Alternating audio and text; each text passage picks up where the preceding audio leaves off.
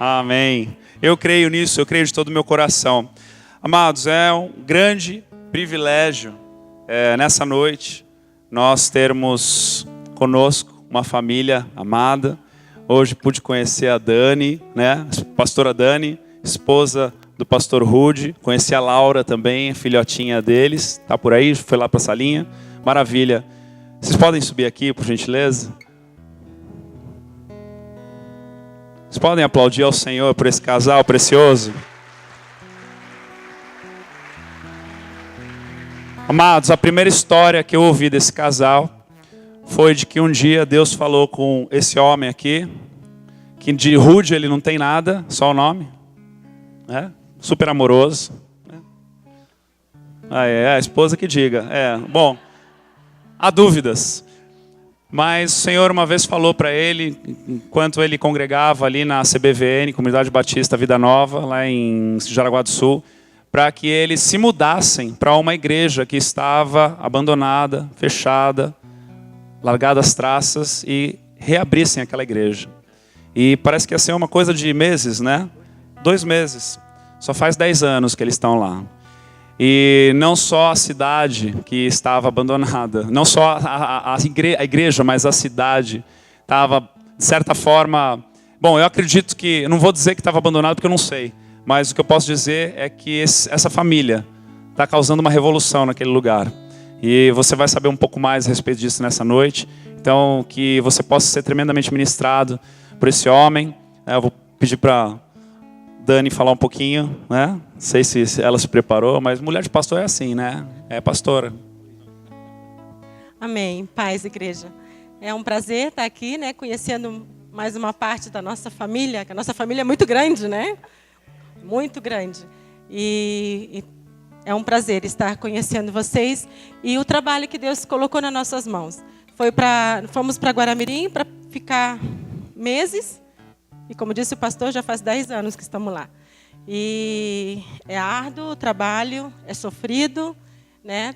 Mas é gratificante, porque sentimos Deus guardando, Deus protegendo, Deus nos livrando, protegendo a nossa família, os nossos filhos. E isso é gratificante, porque a gente sabe que nós estamos fazendo a vontade de Deus. Amém? E eu vou deixar o Rude contar e ele passar as experiências que a gente teve nesses 10 anos lá em Guaramirim. Amém? Amém. Boa noite, irmãos. Graça e paz do nosso Senhor Jesus Cristo e as santas incomodações do Espírito Santo sobre vocês. Amém? Amém. A função do Espírito Santo é nos incomodar às vezes, né?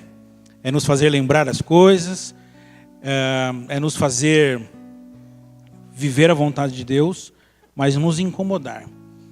1996, faz tempo, eu estava numa casa de recuperação em São José do Rio Preto, fazendo a minha desintoxicação das drogas, alguns anos vividos aí no uso, abuso e consumo de drogas. Em 96 eu fui para São José do Rio Preto. E mais ou menos no meio do meu tratamento, era uma casa chamada Betel, Casa de Deus. Eram 3 fases. A primeira fase era renascer. A segunda fase era... Esse que é o problema de usar droga, viu, irmão?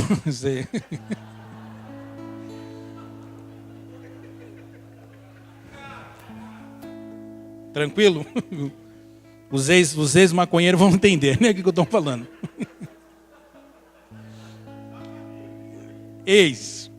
Então, eu era mais ou menos assim, era renascer, nova vida e andar na luz.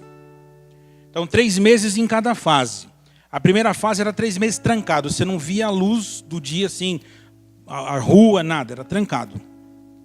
Até por conta, né, do processo de desintoxicação, tudo, às vezes alguns tinham que ser amarrado e aquela coisa toda. Então foi um ano que eu tive uma experiência com Deus muito grande. Orar de madrugada, falar, Senhor, me liberta, eu preciso ser transformado. E vigílias e batalhas espirituais, tinha umas... Oh, obrigado, pastora. A minha esposa me deu água quente, viu? Em casa a gente conversa. Irmãos, não liguem, eu brinco assim mesmo. O Jean, a Juliana já me conhecem, tá? Eu brinco assim, no meio eu falo umas verdades, no meio eu falo a palavra, mas eu sou eu e não consigo mudar. Eu tentei. Falo para os irmãos, eu tentei não fazer piada, mas não flui. Já sabe, né? A gente tem que ser o que a gente é. E eu comecei a orar muito. E na segunda fase já, a fase... essa aí que eu falei que eu já não lembro mais de novo. Nova vida. Obrigado, irmãos. Obrigado. Nova vida.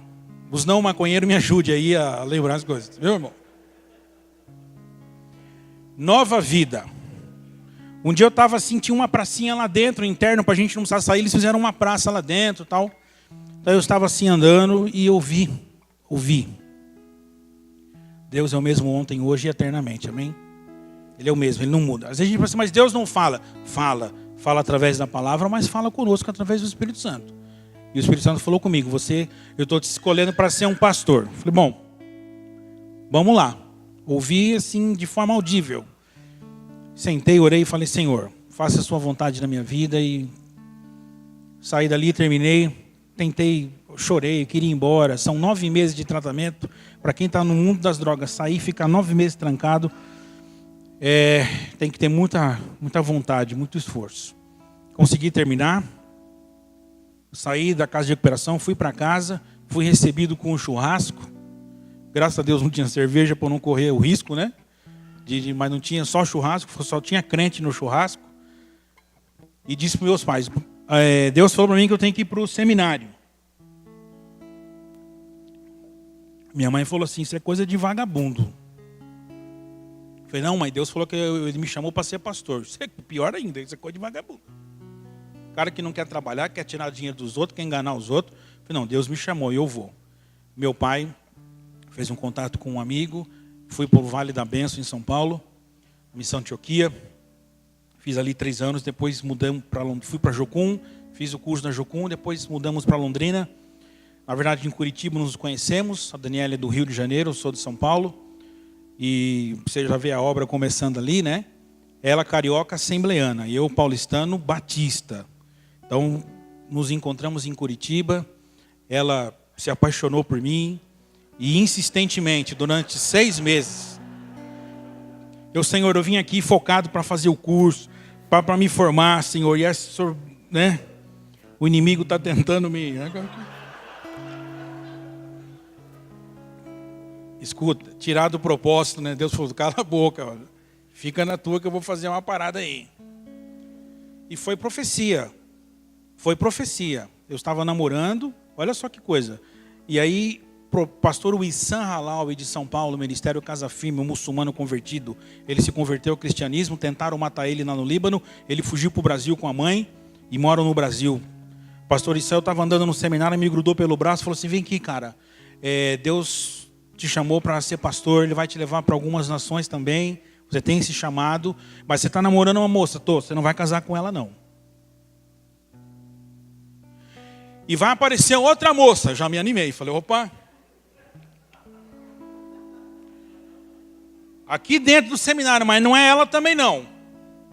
Falei, bom, vou passar o rodo geral aqui para achar minha esposa, né? Tem alguma coisa errada nesse troço. Falei, jovens, falei com Deus, né? Não, vai vir uma menina aí, ela vai querer te... Não é essa também. E de fato, eu terminei com a moça que eu estava, ela terminou comigo, eu estava no seminário. No seminário você está meio carente. A menina, não, olha, eu estou gostando de você e tal. Eu falei, opa. E ele falou assim, não, também não é. Você vai sair daqui, você vai para uma outra cidade aqui no Brasil, no sul, e Deus já preparou a tua esposa lá. Está aqui, ó. Se eu não fiz as contas erradas, está aí. Se eu não errei na conta, está aí. Não, fiz não, irmãos, está certo, viu? Está certo. Então, queridos, eu estou falando isso tudo para relatar um pouco do cuidado de Deus com a gente. Deus pensa nos detalhes, Deus pensa em tudo. Ele é soberano, ele tem o controle de todas as coisas, amém?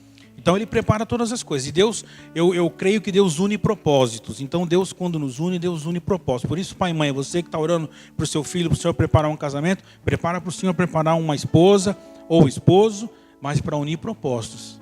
como os pastores disseram aqui, para que a obra dele continue, para que Joel se cumpra. Nos últimos dias derramarei do meu espírito sobre toda a carne. Os jovens terão visões. Os velhos sonharão. Porque o velho já está meio desanimado, né? O cara está ali falando que não, eles vão sonhar. Você imagina os velhos sonhando, o cara projetando algo bom, algo diferente. É esse o espírito que tem que se mover na igreja. Ou seja, jovens, crianças, idosos, nós todos envolvidos e cumprindo o propósito de Deus na nossa vida. Sabe, queridos, a igreja que Deus quer usar não é a igreja que você vai, é a igreja que você é. Amém? Vou falar de novo, a igreja que Deus vai usar não é a igreja que você vai, é a igreja que você é. Nós somos o templo do Espírito. A estrutura é boa, é bom a gente estar aqui. Eu estava falando para a Daniele, né? Meu Deus, que inveja. No culto de quinta-feira tem umas 5, 10 vezes mais que no culto de domingo lá em Guaramirim, que lá é meio difícil, povo. Falei, que bênção. Não, é verdade, cara, que bênção. É isso, irmãos, é isso. A igreja precisa se mover. A igreja precisa, de fato, estar congregada, mas, ao mesmo tempo, ser uma influência. A luz, nós estamos vivendo tempos difíceis, onde a luz tem que brilhar cada vez mais. Nós estamos vendo tempos políticos, econômicos, sociais, morais no Brasil, onde a luz tem que brilhar cada vez mais. Em Guaramirim, antes de fechar o ano, no final, na última semana, deu uma treta enorme numa escola lá, onde o livro do MEC vem com umas doutrinações, falando sobre os novos modelos familiares. E foi trabalhado na escola, então, os tipos de modelos de família, as famílias pós-modernas. E aí um vereador da cidade falou, não, peraí, como é que é isso? Não quero que nossos filhos aprendam isso na escola. E isso virou uma briga enorme. Marcaram uma audiência pública na Câmara de Vereadores e todo o movimento, veio o movimento LGBT em Guaramirim, professores e sindicatos, isso virou uma coisa assim, eu falei, Senhor, e agora? E eu fui na escola para poder ver. Eu sou presidente do Conselho da Criança e do Adolescente, então eu fui lá na escola para ver o que estava acontecendo. E no meio dessa briga toda, estava a professora que cumpriu o papel dela, está lá no MEC, ela tem que ensinar o que está no livro. Aí eu chamei a professora de lado e falei, olha, eu sei que o pessoal está querendo a sua cabeça. Os crentes estão querendo a sua cabeça. Mas deixa eu te falar um negócio, Jesus te ama. Ele tem um plano na nossa vida, na minha vida, o plano dele é a salvação. Abracei aquela professora que estava se sentindo ameaçada pela igreja. Os irmãos estão entendendo? O movimento cristão se levantou de um jeito assim, parecia uma cruzada, uma guerra santa. Mas eu fui na escola conversar com aquela professora e dizer assim, deixa eu orar com você. Acalmar o coração dela, ganhar o coração dela. No meio daquela confusão entre lados opostos, ganhar o coração dela e poder ministrar o coração dela. Esse é o nosso papel, amados. Não é o papel de passar a mão na cabeça das coisas erradas, não. Nós fizemos um movimento, nós levantamos uma bandeira, a bandeira do Evangelho, a bandeira da escola sem partido, da não doutrinação, mas da mesma forma que nós defendemos isso, a gente não pode perder o coração das pessoas. Porque a nossa função como cristãos é plantar as pessoas, não é arrancá-las. A nossa função não é dizer assim, eu sou o trigo, ele é o joio. Porque mais ou menos a igreja promove os movimentos, né? Deixa o trigo e o joio crescer junto. Calma, gente, nós não podemos julgar ninguém. Nós temos que ganhar o coração das pessoas e plantar a semente do Evangelho naqueles corações, para que esse Evangelho possa crescer. Amém, amados? Então, são situações que, de fato, o Senhor nos coloca. E Guaramirim, como o pastor Jean falou, a gente está lá há 10 anos. César, posso mostrar as fotos aí? Só para ambientar a gente um pouquinho, irmãos, do que a gente está fazendo lá em Guaramirim. Essa foto é quentinha, foi tirada ontem no aeroporto em Curitiba. Fevereiro do ano passado, umas 3 horas da manhã, eu estava na sala orando, lendo a Bíblia, e eu deixo sempre a TV ligada, e estava passando sobre a situação dos venezuelanos, lá em Boa Vista, Praça Simão Bolívar, mais de 2.000 venezuelanos acampados ali, vivendo todo tipo de privação, e entrando no Brasil uma grande leva de venezuelanos. Aí Deus falou assim para mim, vai lá. Falei, tá bom, Senhor. Não tenho dinheiro, não esquenta que eu vou preparar o recurso. Tá bom. Vai lá e avisa a tua esposa. Aí fui lá 3 horas da manhã, falei, amor, ela levanta 5 para trabalhar. Amor, Deus falou para mim ir lá para a fronteira com a Venezuela. Tá bom, amor, tá bom. Vai. E quase isso, vaza. Vai. Amor, eu tenho que acordar 5 da manhã. Tá, mas amor, você não tem... Eu estou assistindo uns negócios na TV ali que eu estou ficando estarrecido assim. Tá, amor, vamos conversar amanhã?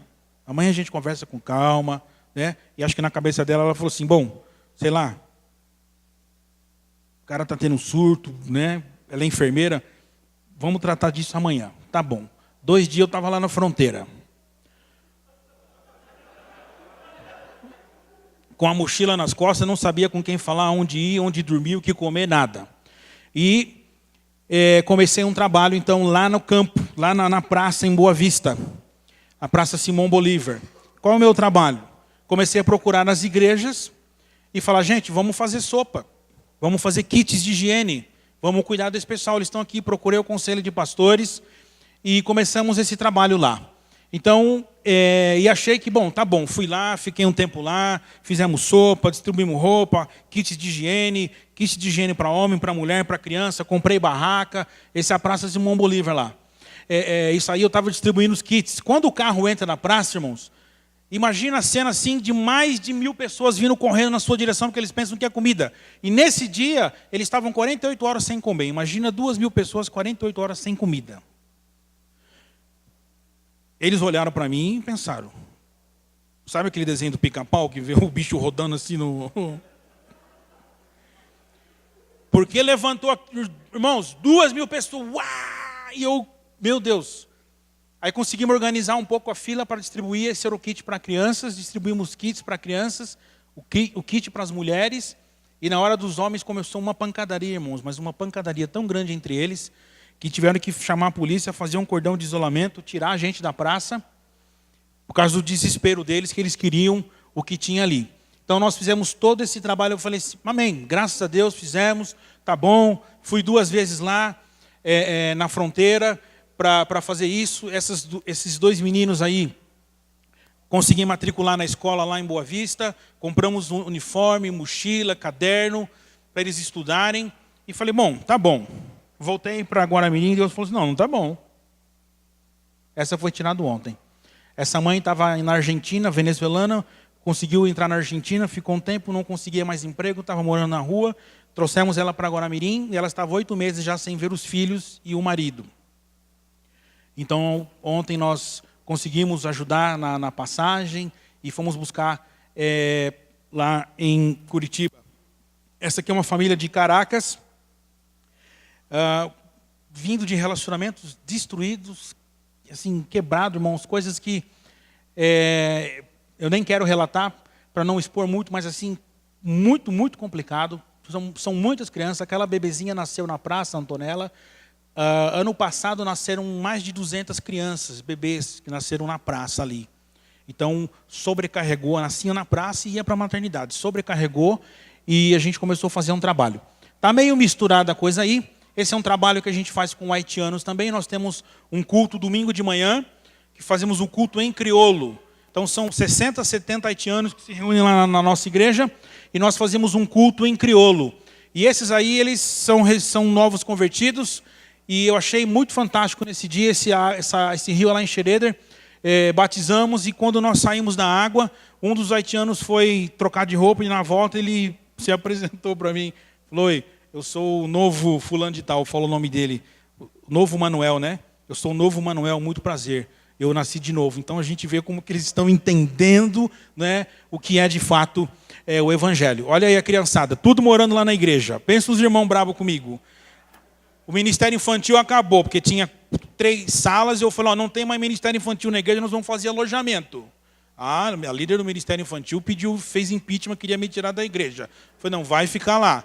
Tá? Então ali a parte do fundo da igreja, as salas que eram salinhas das crianças viraram alojamento para as famílias morarem e nós alugamos uma outra casa que colocamos o restante das famílias. Então hoje nós estamos com 24 venezuelanos em Guaramirim, recebendo toda a assistência. médica, documentação, emprego, currículo, já alugaram casas, já recomeçaram suas vidas em Guaramirim. Aí do nada me apareceu esse doido aqui de blusa vermelha, um marroquino. Opa, tudo bem? Tudo bem. Fala português? Não. Fala inglês? Não. Fala árabe? Não. Fala o quê? Fala uma língua lá de uma cidade dele, do Marrocos. O que você está fazendo aqui? Eu conheci uma mulher pela internet, eu vim aqui casar com ela, mas não deu certo.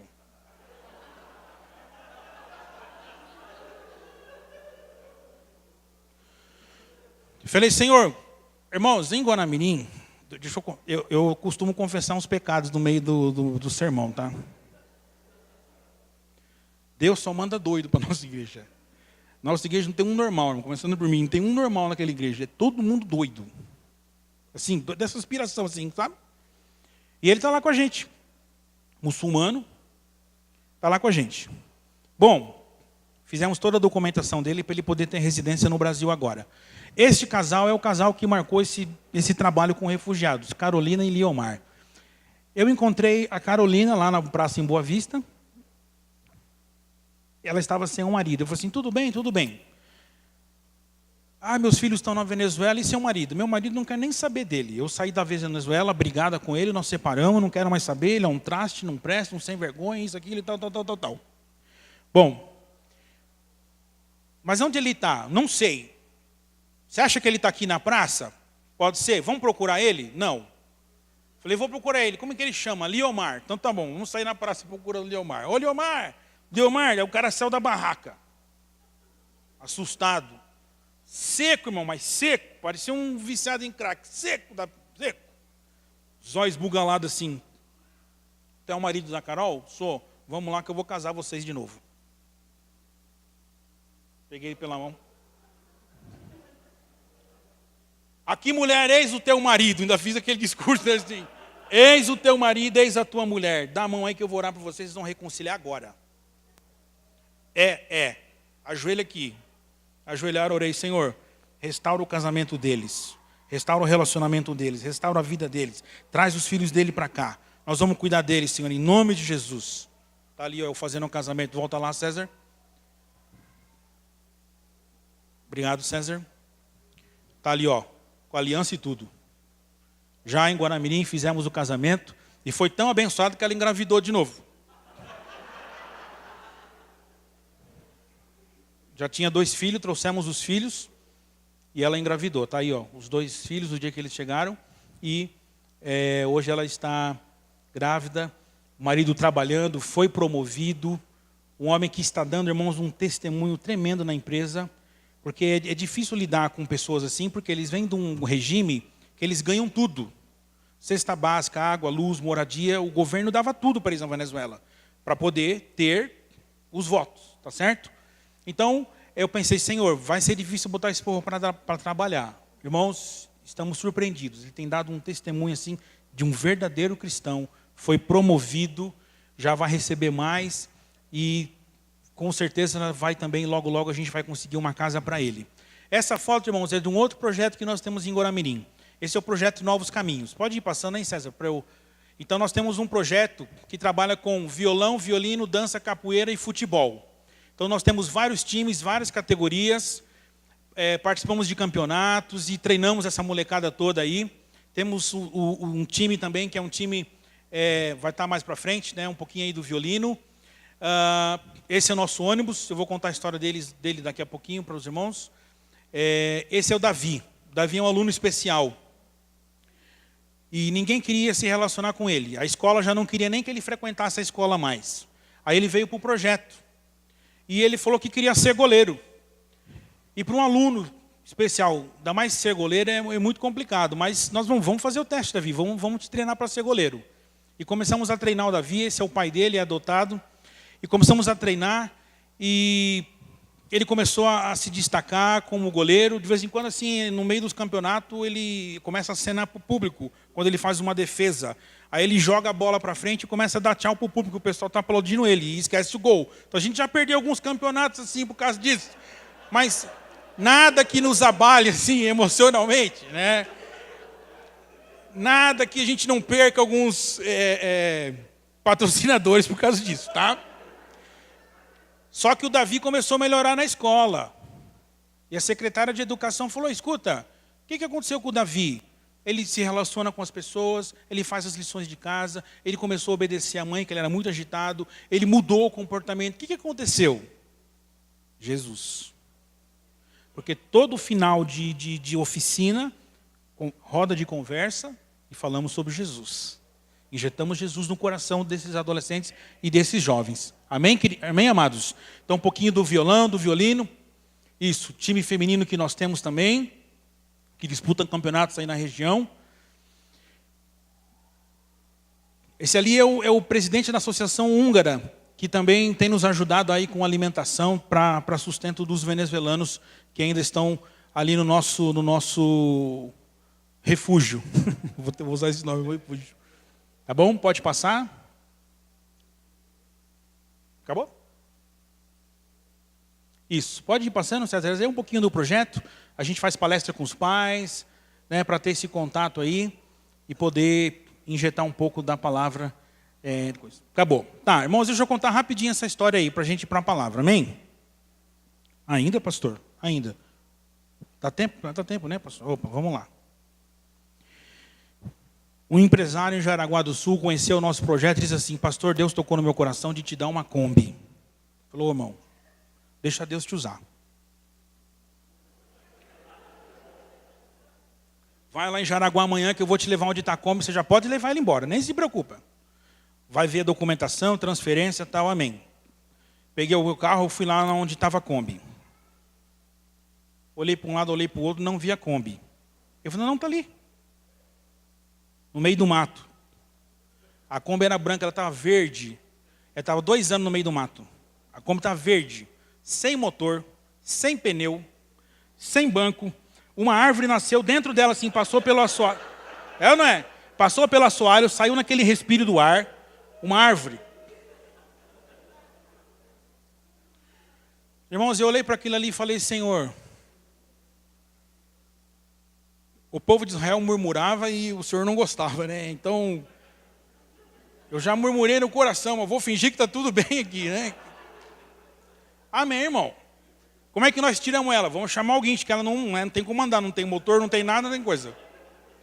Botamos em cima do guincho, levamos para a oficina, e aí começamos a orar, Deus começou a enviar os recursos, botamos o motor, pneu, banco, ganhamos a pintura.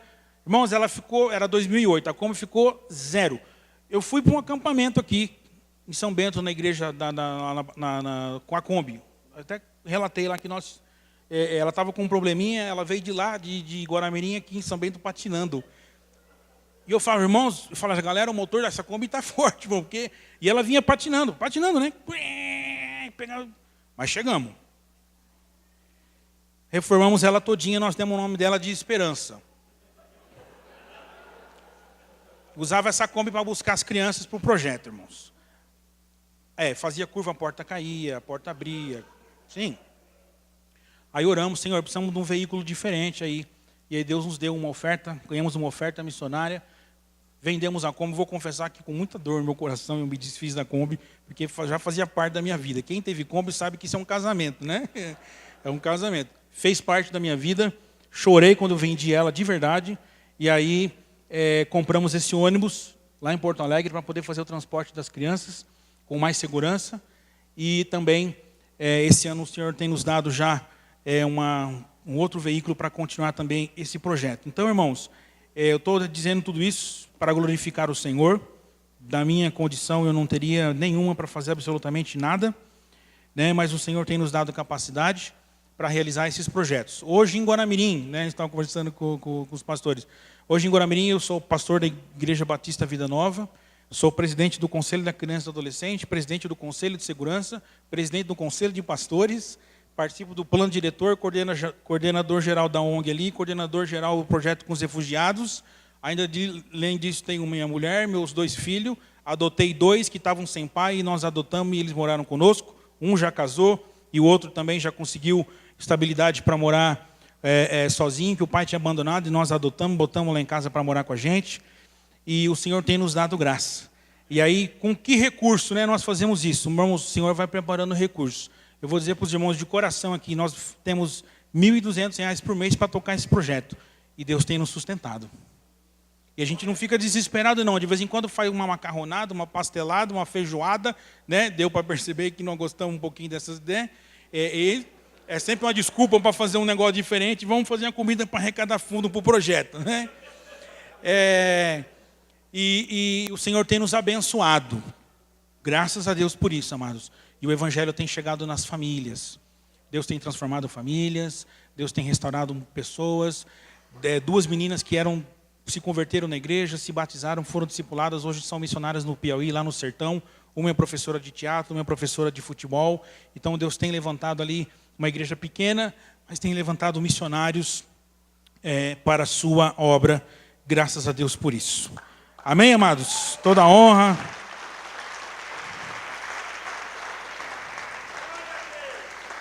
Toda a honra seja dada ao Senhor. Irmãos, eu vou correr agora aqui para nós meditarmos um pouco na palavra. Eu vou passar por 3 textos, 3 livros diferentes, e os irmãos, por favor, acompanhem aí. O primeiro deles está em Gênesis 11.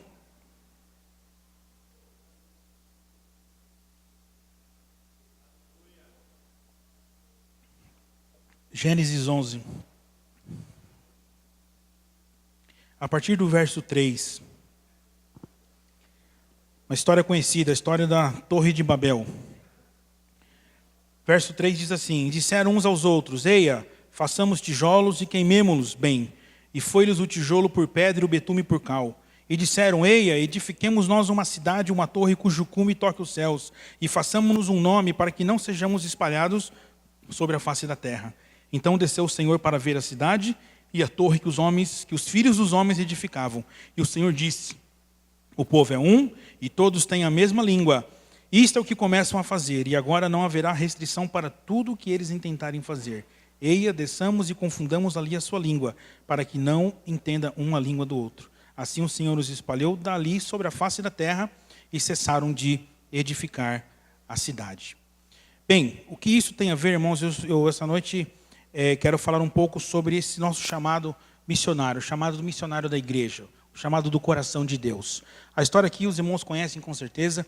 Eu não quero tirar o texto do contexto para criar um pretexto, mas eu quero pegar o princípio e dizer que, infelizmente, a igreja brasileira desenvolveu essa síndrome, que na teologia a gente chama de síndrome de Babel.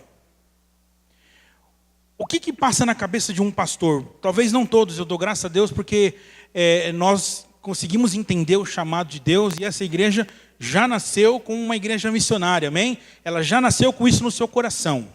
Mas a grande maioria das igrejas hoje no Brasil, e dos pastores, pastor pensa em número. Quer ver o pastor feliz, a igreja está cheia. Quando a igreja não está cheia, o pastor geralmente chega em casa meio surumbático, meio macambúzio, e a esposa pergunta na hora de esquentar o almoço: e aí, o que foi, amor, que você está assim? Poxa, olha quanta gente que faltou na igreja. Eu sento lá e fico contando, eu sei que não vem. Fulano. Na segunda-feira eu mando mensagem. Mas eu não mando a mensagem assim: ô mano, onde você estava? Que você não veio para a igreja? Estava assistindo o Faustão? Estava assistindo o Fantástico? O que está acontecendo?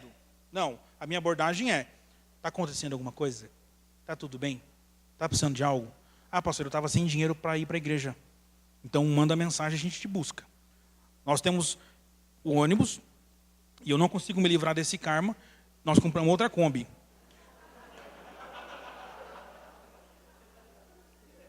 Irmãos, só que essa é pior ainda, ela é 1900 e alguma coisa. A outra era 2008, e é um haitiano que dirige. Um dia ele passou por mim, acho que estava uns 120, que eu estava uns 80, ele passou por nós a 120. Eu fui atrás dele, fazendo sinal, e ele todo contente. A minha esposa: vai devagar, vai devagar.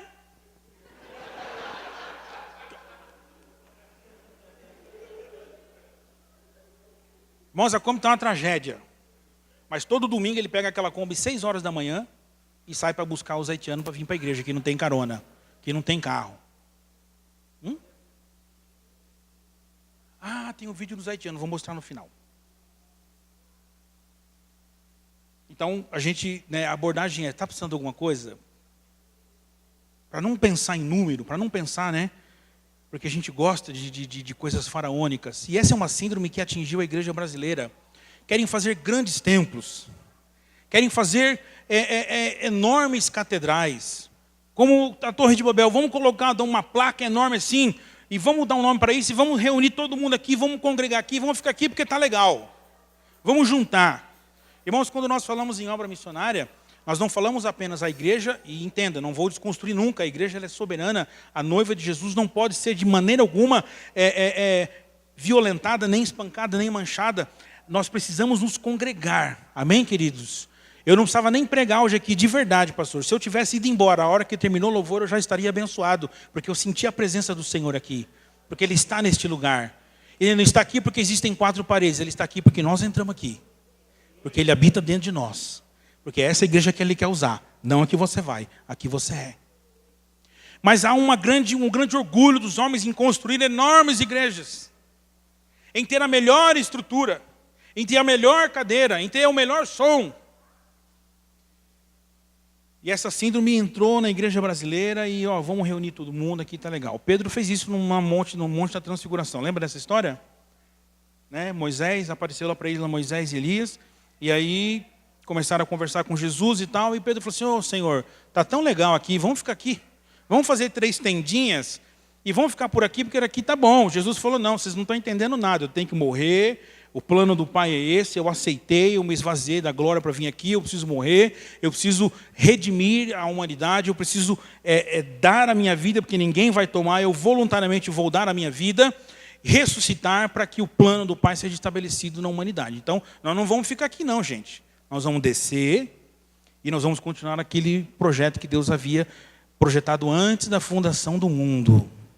A Bíblia diz que antes da fundação do mundo, Ele já havia projetado que Jesus viria para morrer no nosso lugar. Bem, e nós precisamos entender isso como igreja. Nós precisamos entender isso como igreja. A gente não pode ter essa síndrome. Boa, aqui está legal, né?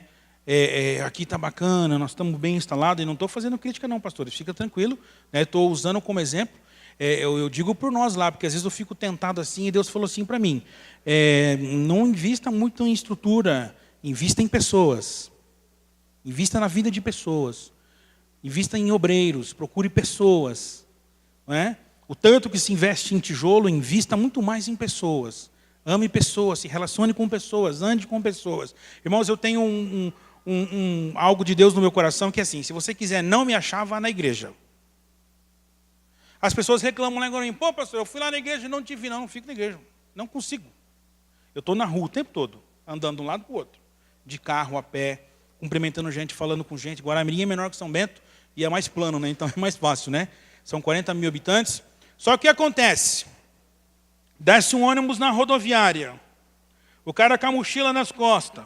Pergunta assim para o atendente, mano, onde é que eu posso arrumar um lugar aí para me ajudar, alguma coisa, para comer alguma coisa, para dormir? E vai lá na Igreja Batista, em frente ao posto 28, posto Ipiranga. Esses dias tinha um cara lá na BR, que é 3 quadras para lá, e um escrivão de polícia, amigo meu, estava arrumando o carro na oficina, passou um cara e falou, eu preciso de um lugar aí para tomar um banho, para alguém me ajudar a comer uma marmita. Aí onde que eu vou? Vai reto aqui, tem um posto de Ipiranga na esquina. Na frente tem a Igreja Batista, vai lá. Para o ônibus na frente da igreja que tem um ponto, a pessoa desce, olha para um lado para o outro, vira para o frentista e fala assim, eu preciso de uma ajuda aí, com quem eu posso falar? Fala com o pastor ali. Ele está ali, eu já tento me esconder, mas não dá, né? Eu fico assim. Fala. Vai gente lá na igreja assim, pastor, tudo bem? Me mandaram vir falar com o senhor aqui. O que foi? Qual o problema? Está com um problema na família? Eu preciso alugar uma casa. O senhor conhece alguma coisa aí? Esse dia chegou uma mulher lá assim, pastor, tudo bem? Me mandaram vir falar com o senhor, eu preciso alugar uma casa. Tá bom? Vamos ver essa casa para a senhora. A senhora já conseguiu uma casa no céu?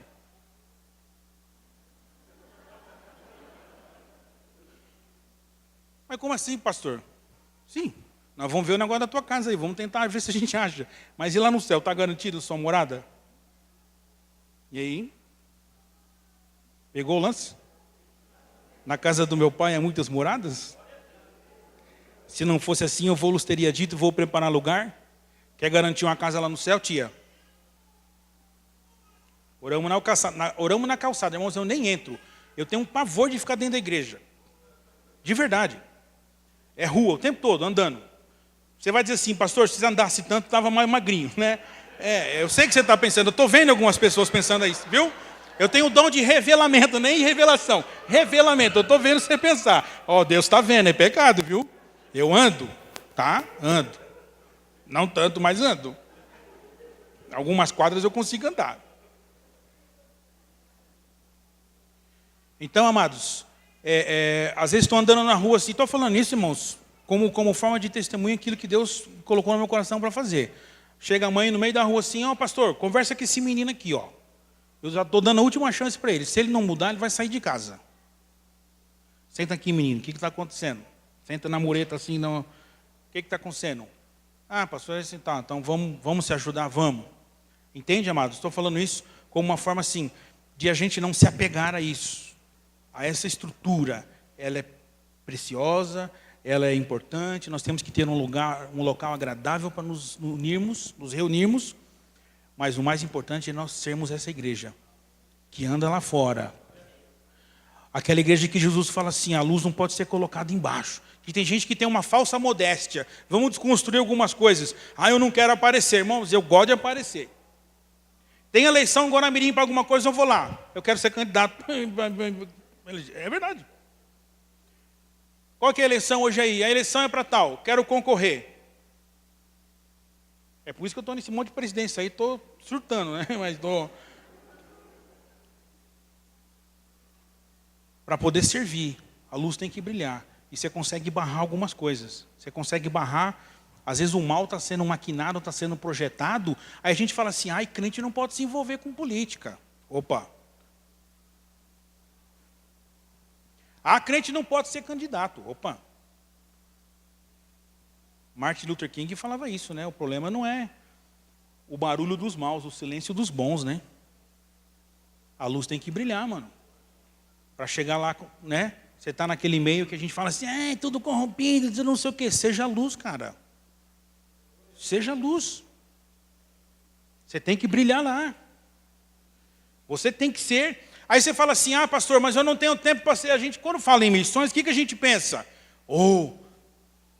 E acho, irmão, já falei para os pastores aqui, esse ano, final do ano, no meio do ano, se o Senhor permitir, eu estou indo para o Iêmen.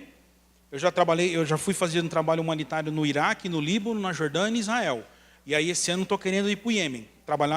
Fiz esses trabalhos humanitários aí com o pessoal da ONU. E no meio do ano eu quero ir para o Iêmen. Ouvi uma frase de madrugada, só não acordei ela porque eu já aprendi a lição. Eu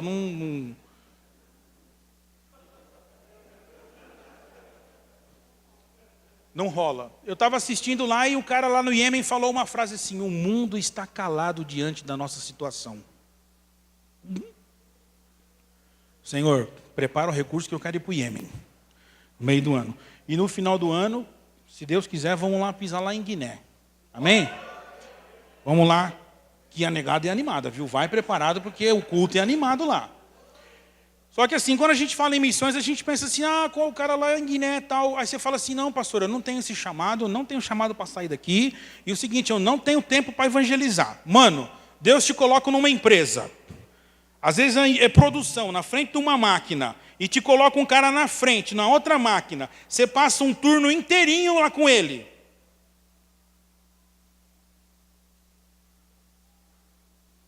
Deus te coloca no escritório. Um monte de gente do teu lado, com computador. Você está trabalhando ali e tal, e várias pessoas ao seu redor. Você fala assim, eu não tenho tempo. Irmãos, Deus é tão bondoso, que Ele te dá um trabalho, Ele te coloca num lugar bom, com um salário bom, para fazer a obra dele, e no final do mês ainda te paga para isso. Eu digo assim, você quer ser um missionário? Seja lá no teu trabalho. Você está o dia inteiro lá, fala de Jesus com alguém. Irmãos, eu duvido, se você falar de Jesus com alguém, se você tomar essa iniciativa, as pessoas não vão começar a te procurar e dizer assim, eu quero saber mais. Eu quero ouvir Jesus. Jesus diz assim, vocês são o sal da terra. Irmão, o sal é para dar tempero, é para dar gosto. Mas o sal é para dar sede. A pessoa tem que entrar em contato com você e ela tem que querer beber água. Eu quero essa água. Eu quero essa água. Eu quero essa água. Falar com você me dá sede porque você tem trazido solução para os meus problemas. E não só por isso. Falar com você me dá sede porque nasce uma esperança no meu coração. Irmãos, eu nunca entro no hospital para dizer assim, embora a igreja caminha sob a autoridade do Espírito Santo e como foi relatado aqui, né? Os milagres. Mas assim, a gente vê, eu vou confessar outro pecado aqui, pastor. Eu assisto toda noite, irmãos. Fala que eu te escuto, toda noite. Agora mudou. Agora é inteligência e fé. Ficou melhor. Não é mais fala que eu te escuto, é inteligência e fé.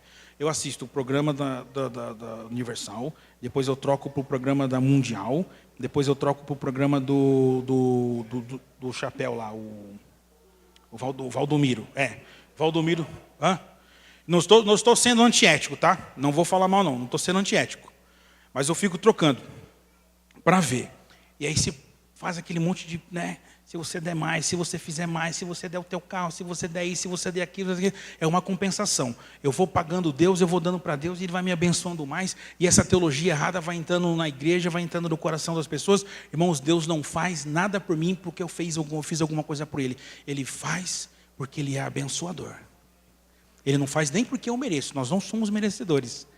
Ele faz porque isso está no caráter dEle. E Ele não pode duelar com o seu caráter. É por isso que Ele faz. Mas eu fico assistindo para dar aquele gás em mim, para dizer assim, mano, isso está tudo errado, eu tenho que falar a coisa certa. Desculpa.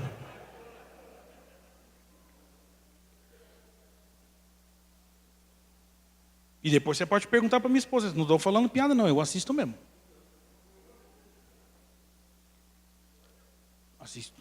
Para ver, irmãos, como que essa síndrome, esse pensamento errado entrou na igreja do Senhor. Então, amados, eu tenho colocado que nós temos que reagir a essa síndrome. Para mim, olhar uma catedral, às vezes a pessoa me chama, olha aqui, pastor, olha a minha igreja, olha o tamanho, olha isso, olha aquilo, tal. Irmãos, eu vejo um grande templo erguido à indiferença de Deus.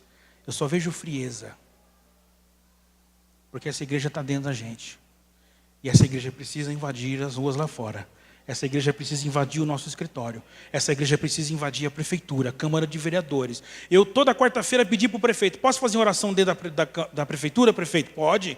Toda quarta-feira, 10 minutos, das 16h50 às 17 horas, os funcionários da prefeitura vêm para o gabinete do prefeito, eu fecho a porta e nós oramos. Oramos pelas famílias, oramos pelas necessidades, oramos pelo trabalho, oramos pelos projetos, abençoamos a vida daquelas pessoas. Por quê? Porque o Senhor tem que alcançar o coração delas. O Evangelho tem que entrar no coração. Mas não, você está corrompido, está perdido. Irmãos, existem áreas de influência que a igreja se omite. A igreja se omite na economia, a igreja se omite na política, a igreja se omite nas mídias sociais, a igreja se omite na televisão. O que tem de programa ruim, de coisa que envenena, coisa que traz um mal para dentro da nossa casa. E se a gente for pensar quais são os programas de televisão bons, estou falando de coisa boa. Então eu tenho orado, irmãos, esses anos todos, para que o Senhor levante pastores, homens, mulheres, para que o Senhor levante igrejas que consigam usar todas as áreas de influência que nós temos para que o nome do Senhor seja exaltado, para que o Evangelho chegue. Quando Deus falou para Abraão, Abraão, sai da tua terra, da tua parentela, para uma terra que eu vou te mostrar, uma terra que emana leite e mel, e eu vou te abençoar, em ti, eu vou engrandecer o teu nome vai ser conhecido, eu vou fazer você um homem muito rico. Mas Deus não parou por aí, Deus falou assim, em ti serão benditas todas as famílias da terra. Por isso eu quero profetizar na tua vida e nessa igreja essa noite, irmãos, que essa igreja seja abençoada. Que essa igreja seja próspera e próspera financeiramente. Que Deus levante homens e mulheres prósperos nesse lugar e prospere aqueles que estão aqui. Mas não para a gente se orgulhar, mas para que através de nós as famílias da terra sejam abençoadas. Para que através da igreja do Senhor as famílias dessa cidade sejam alcançadas para a honra e glória do Senhor. Para fugir dessa síndrome. Aí, queridos, eu nem vou ler o texto, irmãos, para não me alongar mais, mas você depois lê em casa, Êxodo capítulo 33. Depois você lê em casa.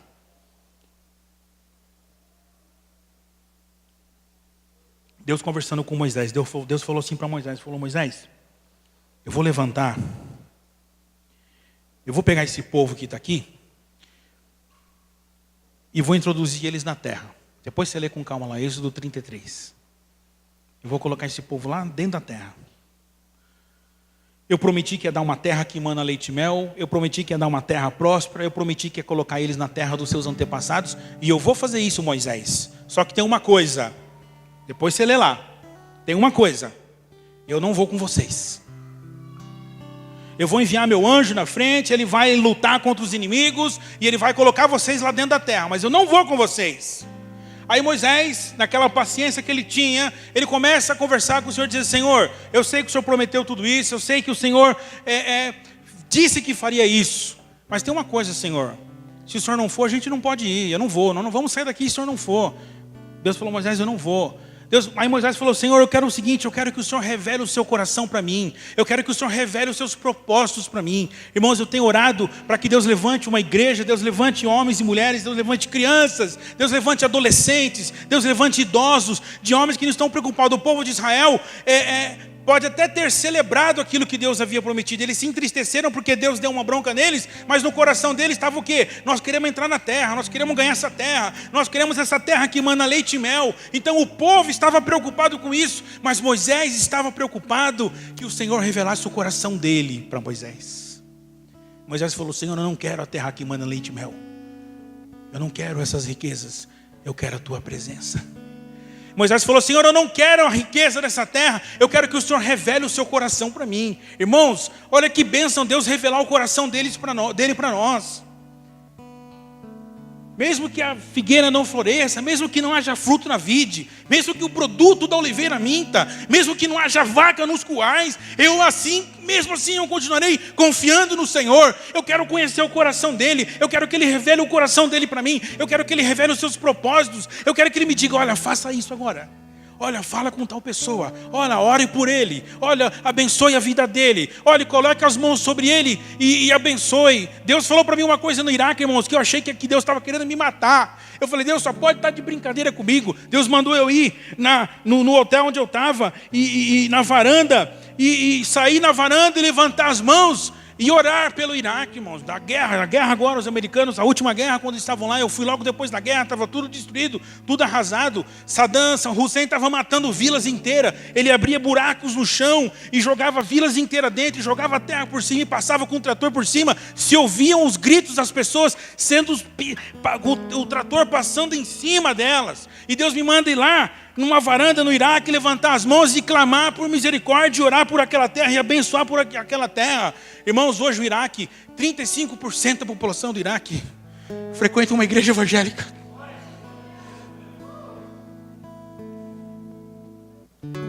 A gente ouve o que a mídia fala e a gente pensa que o Iraque está perdido. 35% de iraquianos hoje, irmãos, confessam Jesus como seu Senhor. Sabe o que é isso, amados? É Deus revelando o seu coração para nós.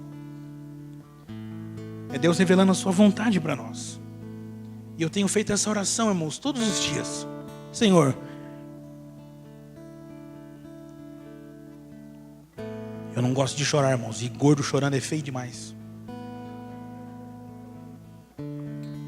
Mas eu tenho feito essa oração. Senhor, não me deixa sair dessa terra sem te conhecer.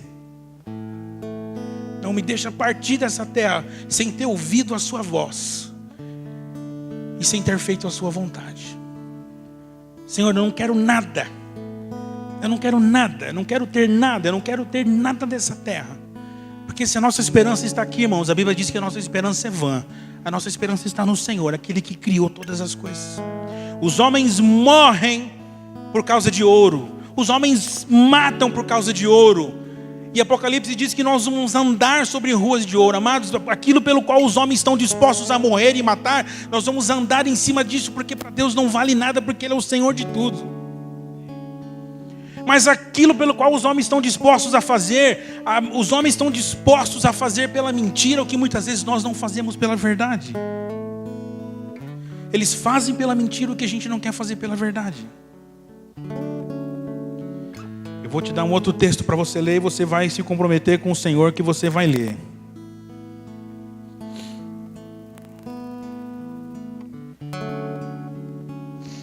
Mateus 9.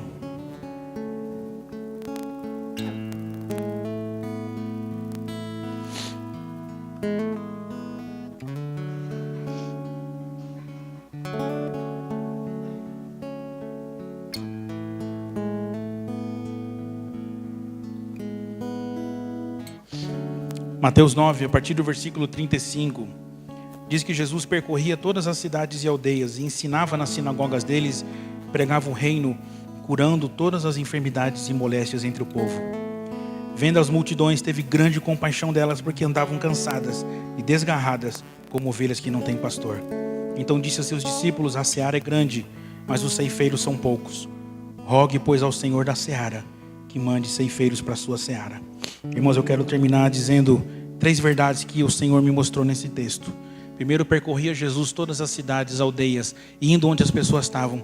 Eu traduzo isso como trabalho, ensinando na sinagoga deles e pregando o evangelho do reino, curando enfermidades e moléstias entre o povo. Irmãos, eu chamo isso de trabalho. Jesus não chamou ninguém que estava parado. Todo mundo estava ocupado. Então para de dar essa desculpa para Jesus: Senhor, eu estou ocupado. Jesus chamou discípulos e todos eles estavam trabalhando. E se você tem o seu trabalho, use o seu trabalho para anunciar Jesus. Mas ir aos lugares, falar com pessoas, ver pessoas, abraçar pessoas. É por isso que eu digo que eu não gosto de ficar muito tempo dentro da igreja. Eu gosto de estar na rua, vendo, olhando, conversando, tocando. As pessoas pedindo oração no meio da rua, contando seus problemas. Indo aos lugares. A gente fala assim: irmãos, vamos fazer evangelismo na área de meretriz. Meretriz, tem gente que fala assim: oh, misericórdia. Irmãos, vamos entrar em alguns lugares onde as pessoas não querem ir, não querem entrar, e vamos anunciar Jesus. Talvez o momento, o ambiente não seja aquele, mas procure outro momento. Às vezes a gente olha um homossexual, ou às vezes a gente olha um travesti, ou a gente olha uma prostituta na rua, e a gente não sabe nem como lidar, nem como falar, nem o que dizer. E a gente diz assim: ah, deixa que outro fale, deixa que outro se preocupe. Deixa que outro anuncie Jesus. Vai essas pessoas, amados. Eu trabalhei 10 anos com evangelismo de muçulmanos no Brasil. Eu estava numa mesquita em Londrina e fui chamado para um debate lá para participar daquela reunião. O sheik, que é o líder religioso, olhou para mim e falou assim: ah, pastor, eu quero aproveitar que você está aqui. Tinha todo mundo sentado no chão, no tapete assim. Quero tirar algumas dúvidas com você.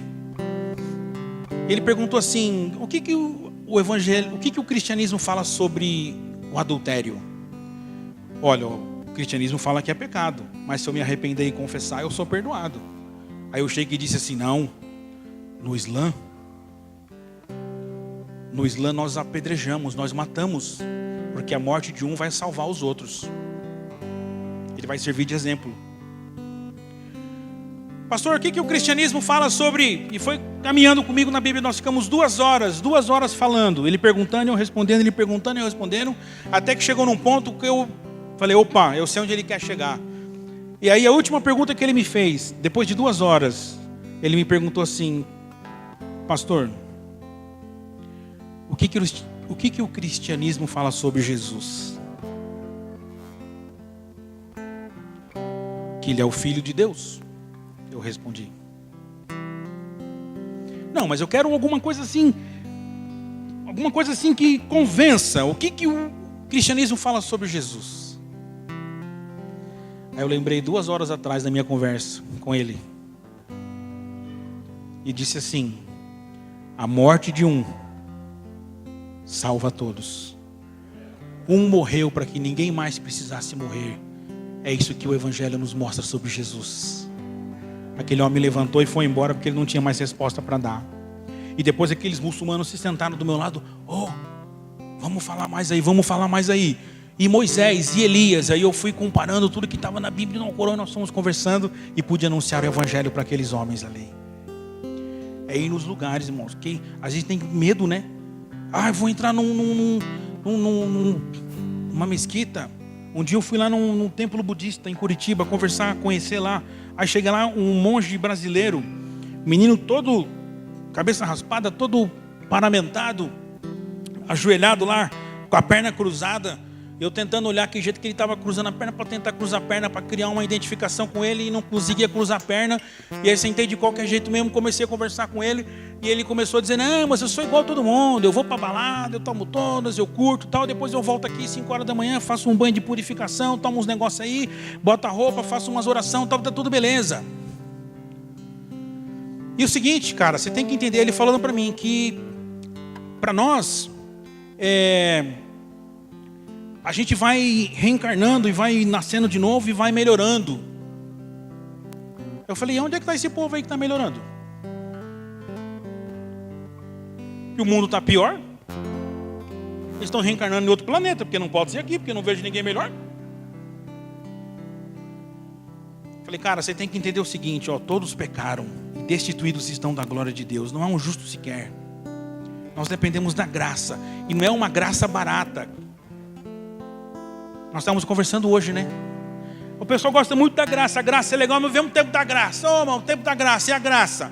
Aí o cara um dia chegou na igreja e falou, pastor, o senhor tem que parar de pegar no nosso pé aí, porque é o seguinte, nós vivemos um tempo da graça, o filho pródigo, e Deus está sempre de braços abertos para receber. Quando... irmão, tá assim. Agora, lê a história do filho pródigo. Diz que ele se arrependeu, voltou para casa, confessou seus pecados e deixou seu pecado. Não tem. E no dia seguinte, não mostra, sabe, aquela coisa assim, barata de, não, eu posso ir lá de novo e sujar e volto. Não, mostra uma história com um início, meio e fim. Eu pequei, eu me arrependi, eu agora quero ser uma nova criatura porque eu estou na casa do Pai e daqui eu não saio nunca mais. Eu entendi a desgraça que é viver a minha vida do jeito que eu quero. E entendi essa graça de ser recebido pelo Pai e ser constrangido por essa graça. E eu não saio daqui nunca mais. A história do filho pródigo não tem continuação. Ponto final. Esse texto de Mateus, amados, fala sobre trabalho. Ele fala sobre compaixão. Irmãos, a gente tem que despir o nosso coração diante de Deus. A gente tem que tirar muitas vezes a discriminação que nós temos no nosso coração. Nós temos que olhar com o olhar do Senhor.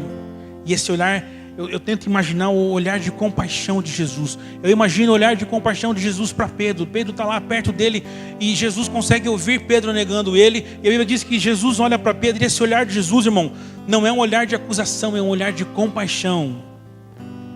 É um olhar que diz assim para Pedro, Pedro, eu te conheço, eu te falei. Você devia ter acreditado em mim. Mas Pedro não está acusando Jesus. Jesus não está acusando Pedro. Jesus está falando assim, Pedro, vai na minha. Vai no que eu estou te falando. Depois Jesus pergunta, né? Quando Jesus ressuscita, faz a fogueira, bota o peixe lá, chama Pedro de volta e fala, Pedro, senta aqui. Quando Pedro olha assim, fala assim, eu conheço essa voz, eu sei quem está falando comigo. É o mesmo cenário. Numa fogueira na sexta-feira ele nega. Numa fogueira no domingo ele está sentado diante de Jesus. Jesus está olhando no olho dele e diz assim, Pedro, você me ama? Opa, Senhor, o que é isso? O Senhor sabe que sim. E não vou fugir da teologia, amor ágape, eros, amor isso, amor aquilo, amor filéu. Jesus está perguntando para Pedro olhar para o coração dele. Pedro, tu me amas? Ô Senhor, o que é isso? Pode contar comigo, o Senhor sabe, até embaixo d'água. Não. Pedro, tu me amas? Ô Senhor, se o Senhor perguntar de novo, eu vou ficar chateado. Pedro, tu me amas? Senhor, o Senhor sabe todas as coisas. Jesus está revelando o coração de Pedro para ele mesmo. Dizer, Pedro, você acha que está bom demais, mas não está. Você precisa melhorar bastante. Deus fala isso para mim, irmãos. E Deus tem que falar no nosso coração o tempo todo. Por isso que eu digo que nós temos que ter um olhar de compaixão. Por quê? A igreja discrimina demais também. A igreja rotula. Então nós temos dificuldade de nos aproximar de alguns grupos. Quando eu comecei o trabalho com venezuelanos, irmãos, um cara falou assim para mim no Facebook, eu prefiro cuidar de cachorro do que cuidar dessa turma aí. Tem que matar tudo. Falei, Senhor, tem misericórdia que eles não sabem o que ele está falando. Nós temos muito trabalho aqui no Brasil, para quem cuidar desse povo? Esse povo não é problema nosso. Falei, eles não estão da fronteira para cá? Não, então é problema nosso. É problema da igreja. Eu estive no Piauí, no sertão, fazendo um trabalho ali também missionário. E sabe, irmãos, a oração que eu fiz, e a oração que eu faço é para que não seja o governo que coloque comida na mesa das pessoas. Não seja o governo corrupto que leve água lá para o sertão para poder pedir voto. Mas seja a igreja. A igreja leve comida. A igreja leve água. A igreja leve esperança. A igreja leve a salvação de Cristo Jesus. Compaixão. Que haja em vós o mesmo sentimento que houve em Cristo Jesus. que não teve por usurpação ser igual a Deus, mas tomando a forma de servo, humilhou-se a si mesmo. Humus, humildade vem do grego humus, é terra, é se arrastando. É entendendo que o Senhor é soberano e nós somos apenas instrumento nas mãos dele. E nós precisamos desse amor na nossa vida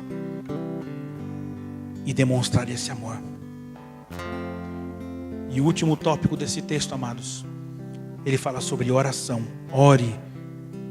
Jesus fala: rogue ao Senhor da seara que envie ceifeiros para a sua seara. Irmãos, Jesus está falando lá naquele tempo, há mais de 2000 anos atrás, que estava faltando gente para trabalhar. E a Bíblia, a palavra do Senhor, ela se renova, ela é viva e eficaz. E eu vou te dizer uma coisa: hoje falta obreiro. Hoje falta obreiro. Sabe o que trava a obra missionária?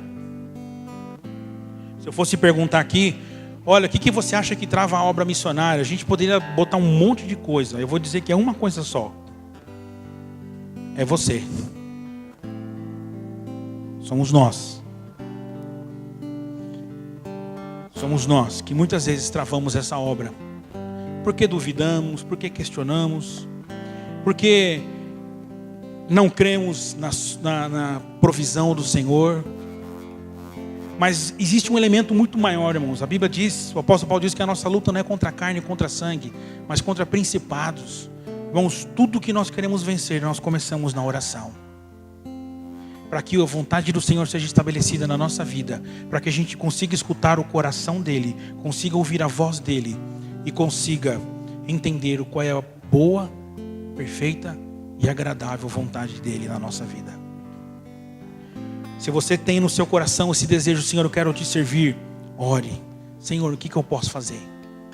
Aonde eu posso fazer? Senhor, alarga as minhas fronteiras. E não é alargar as fronteiras para você sair de onde você está, não. É onde você estiver, que você consiga enxergar as necessidades à sua volta e aquilo que onde você pode ser bênção. No seu trabalho, na sua escola, na sua casa, na sua vizinhança, na sua rua, com seus amigos. Eu estou feliz porque eu apoio a obra missionária. Amados, é um chamado universal. Vão e façam discípulos. E é simultâneo, tanto em Jerusalém, como Judeia, Samaria e confins da terra. É aqui e é lá, ao mesmo tempo. Deus levantando pessoas aqui, Deus levantando pessoas para irem lá. Deus levantando pessoas para sustentar, Deus levantando pessoas para ir. Trabalho, compaixão e oração. Muita oração. Nós vivemos um tempo no Brasil, irmãos, extremamente difícil. Para você entender, a cada 7.000 evangélicos no Brasil, hoje a conta feita, a cada 7.000 evangélicos no Brasil, surge um missionário. A cada 7.000 evangélicos no Brasil, surge um missionário. No Brasil, ano passado, foram feitos 75.000 pedidos de refúgio. No Itamaraty, 75.000 pessoas pediram refúgio, asilo político, como refugiado, ou fugindo da guerra, ou fugindo da perseguição religiosa, ou fugindo da fome. 75.000 pessoas pediram para entrar no Brasil. Dessas 75.000, 50.000 são venezuelanos. Outros 20 e poucos mil são de outras etnias, mas é um número muito alto. 68 milhões de pessoas foram forçadas a deixar as suas casas nos últimos anos. Existem 68 milhões de pessoas em campos de refugiados no mundo, porque não tem mais onde morar, não tem, e não vão voltar mais, porque não tem mais como voltar, não tem casa, não tem nada, e alguns perderam até a cidadania. 68 milhões. A cada 2 segundos uma pessoa se desloca no mundo, porque tem que sair da sua casa por causa de guerras, de conflitos e de perseguições. O Brasil tem uma lista de pessoas para entrar. E às vezes a gente pensa assim: Senhor, o que eu posso fazer? Irmão, você não precisa nem sair. Você só tem que dizer: Senhor, me dê essa oportunidade. Senhor, coloca diante de mim esta oportunidade. E eu louvo a Deus, irmãos, louvo a Deus pela igreja aqui, pelos pastores que vocês têm, por essa visão que o Senhor colocou no coração deles. E eu tenho certeza que tem sido abraçada e amada pela igreja. E eu oro para que essa visão não se perca, porque essa é a visão de Deus. Sair das 4 paredes e fazer discípulos. discipular pessoas de longe, amar pessoas, orar por pessoas, às vezes se lançar para alguns lugares onde você não conhece, para que o Senhor te dirija. E eu louvo a Deus porque eu tenho aprendido isso. Às vezes de falar para minha esposa, estou indo, bota a mochila e vai para um lugar onde eu não sei com quem eu vou falar, não tenho nenhuma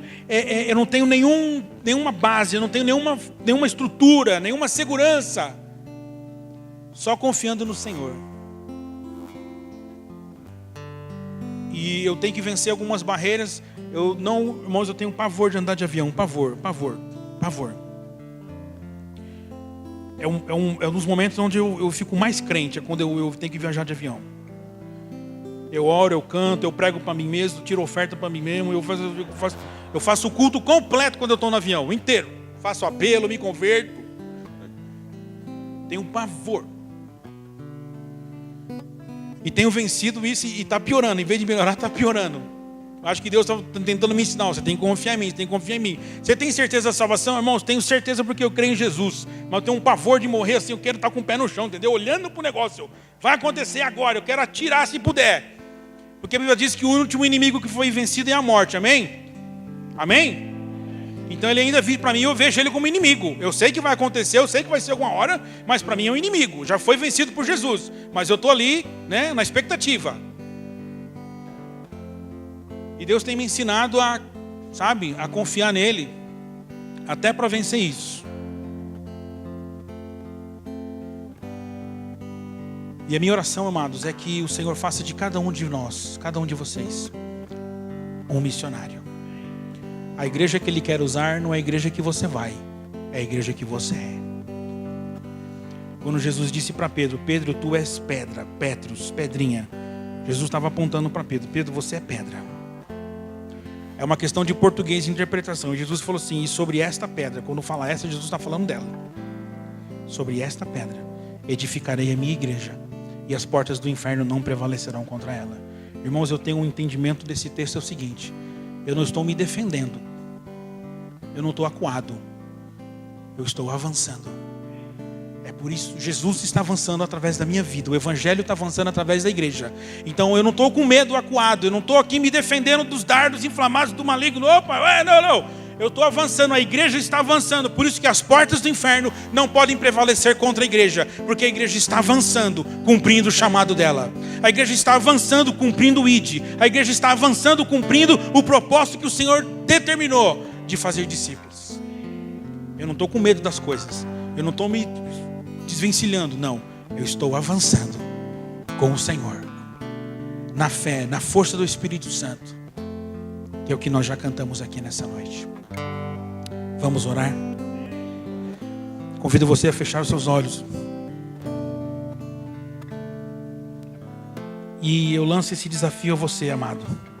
Se você já tem entendido esse chamado do Senhor para a tua vida, você já tem entendido todo esse propósito, você já tem entendido tudo aquilo que o Senhor já tem trazido como verdade para você como igreja, mas você quer dizer, Senhor, eu quero de fato me colocar na tua disposição para te servir de forma intensa na minha vida, aonde quer que eu esteja, eu te convido a sair do teu lugar.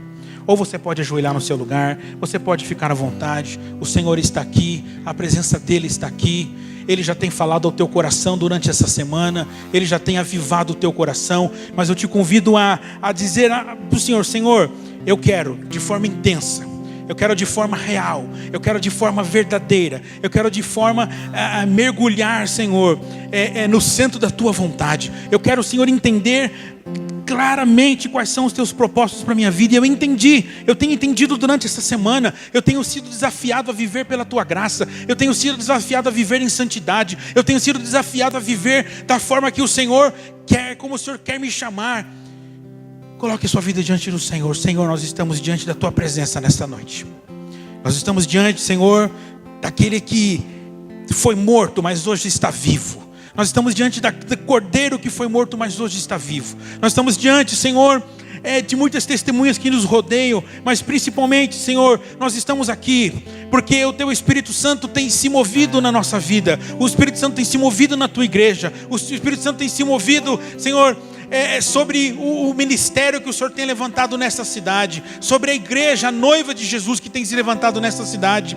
E Senhor, nós nos colocamos diante de Ti, Senhor, nessa noite, com toda a humildade, com toda a reverência, com o coração contrito, de saber que toda a honra e toda a glória pertence ao Senhor, de entender que tudo vem de Ti, de entender que nós não somos nada, mas Senhor, em Ti o Senhor tem nos feito caminhar de fé em fé e de glória em glória. O Senhor tem nos levado, e eu oro, Senhor, para que o Senhor nos leve numa outra dimensão. Eu oro, Senhor, para que nós não olhemos mais para as coisas com os olhos da carne, mas nós olhemos com os olhos espirituais. Eu oro, Senhor, que nós não olhemos mais com dúvida no nosso coração, mas com a certeza de que aquele que começou a boa obra é fiel para completar esta obra até o dia final, até o dia em que nós seremos chamados. Até aquele dia o Senhor continuará trabalhando em nós, continuará trabalhando nos nossos corações, continuar trabalhando, Senhor, no nosso espírito, testificando que somos filhos amados. E por isso clamamos nessa noite: Abba, Pai, Paizinho querido, nós dependemos do Senhor. Sem Ti nós não somos nada. Sem Ti nós não podemos fazer nada. Sem Ti nós não conseguimos nenhum passo. Senhor, como Moisés disse: Senhor, nós não queremos os bens dessa terra, nós não queremos as riquezas dessa terra. Por misericórdia o Senhor tem nos sustentado, por misericórdia o Senhor tem nos abençoado, por misericórdia o Senhor tem nos dado. Mas Senhor, nós queremos a Tua presença, nós queremos a Tua voz, nós queremos o Espírito Santo falando no nosso coração e revelando o Teu propósito para nós, e revelando a Tua vontade, para que nós entendamos e vivamos na boa, perfeita e agradável vontade de Deus. Senhor, perdoa-se como igreja, nós temos falhado algumas vezes. Perdoa-se como igreja, talvez a gente não tenha vivido da forma que o Senhor espera. Perdoa, Senhor, porque muitas vezes nós fazemos algo e nós achamos que estamos fazendo aquilo que Te agrada. Mas nós queremos Te perguntar nessa noite: Senhor, o que é que Te agrada? O que é que agrada o Teu coração? Eu oro, Senhor, para que os ouvidos espirituais permaneçam abertos, Senhor, nesse tempo de avivamento sobre esta igreja, nesse tempo de avivamento, Senhor. E avivamento começa com um arrependimento, avivamento começa com mudança de vida, avivamento começa com confissão de pecados. E eles têm vivido isso esses dias, Senhor. O Senhor já tem constrangido, o Senhor tem quebrado, o Senhor tem moído, o Senhor tem muitas vezes nos açoitado com a Tua palavra. Mas o Senhor não pisa a cana quebrada, o Senhor não apaga o pavio que fumega, o Senhor restaura. Por isso eu oro, Senhor, que os corações que estão sendo, Senhor, trabalhados nessa semana, Senhor, completa a Tua obra, Pai. Que o Teu Espírito, o Espírito Santo, possa governar a vida de cada um, a vida da Tua igreja, a vida, Senhor, nesta cidade seja governada por ações da Tua igreja. Decisões importantes sejam tomadas e que a Tua igreja esteja envolvida, a Tua igreja esteja orando, a Tua igreja esteja intercedendo, a Tua igreja esteja participando e a Tua igreja esteja atuando. Que decisões sejam tomadas, Senhor, que rumos sejam tomados e a Tua igreja esteja presente, triunfante, e que as portas do inferno não prevaleçam contra a Tua igreja, Senhor, porque ela avança nesta cidade, ela avança no Teu reino e ela avança no centro da Tua vontade, Senhor. Senhor, tenha misericórdia de nós e nos restaura, Pai. Que o Senhor complete a Tua obra em nós, Jesus. Que o Senhor complete a Tua obra em nós, Senhor. E que haja em nós o mesmo sentimento que houve em Cristo Jesus. Que haja em vós o mesmo sentimento que houve em Cristo Jesus, de se esvaziar, de se esvaziar, de se esvaziar, de se humilhar, entender o propósito de Deus para a nossa vida, em nome de Jesus.